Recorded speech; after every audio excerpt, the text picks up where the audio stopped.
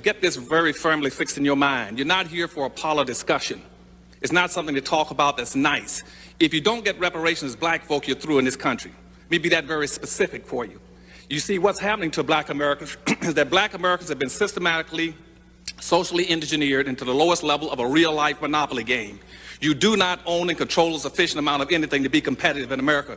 And you've been marginalized now for 400 years. You're getting ready to be buried. You can get buried underneath a whole broad groups of ambiguous groupings. That's everything from culture groups, language groups, and gender groups. You're going down. It's no longer an issue. You better get reparations and get it fast. Now, to get reparations, one of the things I've been trying to do now for 30 years, beginning with the state of Florida, when Governor Reuben Askew put me over education, when they had no blacks in politics in Florida, was to write the first affirmative action plan in the United States, and that was written to be reparations for black folk in 1971. And George Bush Jr., I guess, what's his name, Jed Bush just killed it off about 6 months ago. But what's happening now is that what I'm trying to do is create a Harvest Institute that would try to take all my colleagues here and as much as possible try to give you new points of information to take you outside the box.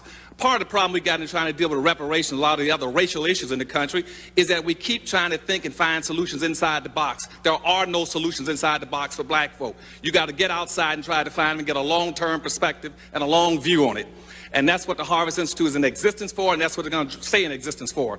Now, the reason you cannot win, as I said, is that you've been locked into this low level of a real-life monopoly game. You do not own and control enough of wealth.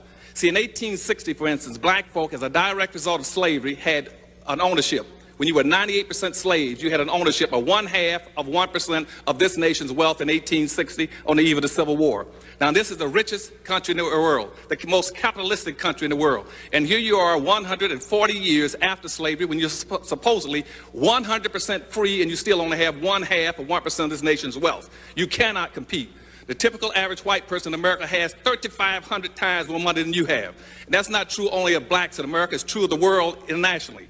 What's happening right now is blacks is a marginalized, subordinated class of people all over the earth. You have 1/2 of 1% of the wealth in this nation. The same thing is true all over the world. In the world, there's approximately $392 trillion worth of wealth on the earth.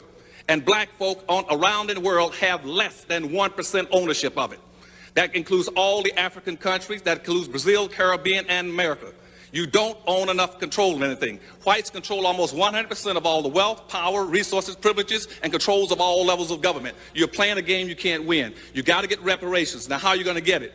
Let me run through 3 or 4 things very quickly because I don't want to take up the time here. First thing you must do, I've heard it mentioned already, we got to commit a national campaign all over this country to start publicizing the issue of reparations for black folk. Not